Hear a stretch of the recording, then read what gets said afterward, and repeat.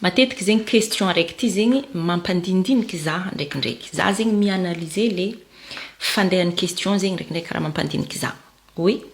Par exemple zegny atsika jeudi amin'ny fotoagna jeudi zegny matetiky atsika zegny mipenser hoe vola feky tadiava jeudi fa fitiavagna zegny ambilahagny.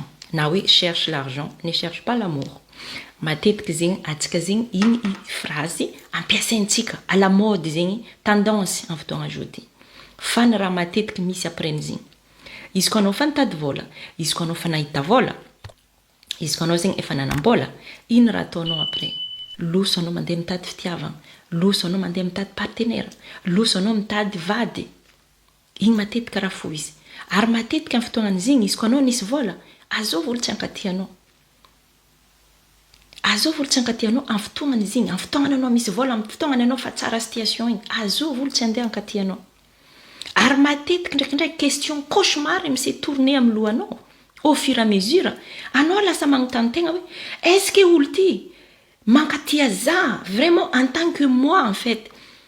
Est-ce que olo ty mankatia za tsy avy amin'ny vola? Est-ce que raha itiavan'olo ty za tsy avy amin'ny vola naka? Igny question misy posé mivady cauchemar zegny aminao tous les jours. Anao amin'izay zegny lasa tsy hainao tsara zegny hoe est-ce que olo miaraka aminao io, est-ce que olo vadinao io, est-ce que volanao tiany sa est-ce que anao? De io zegny anao tsy mahay, tsy midetecte en fait hoe ino marigny iarahan'olo ty aminao.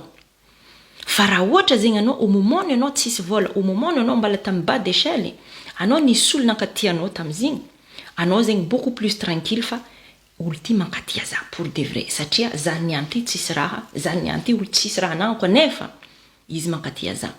Igny anao beaucoup plus serein. Mais igny zegny question c'est resté point d'interrogation. Donc valenareo amin'ny commentaire fa ninakazy zegny juste hoe par rapport à une question igny zegny no nagnanaovako les vidéos.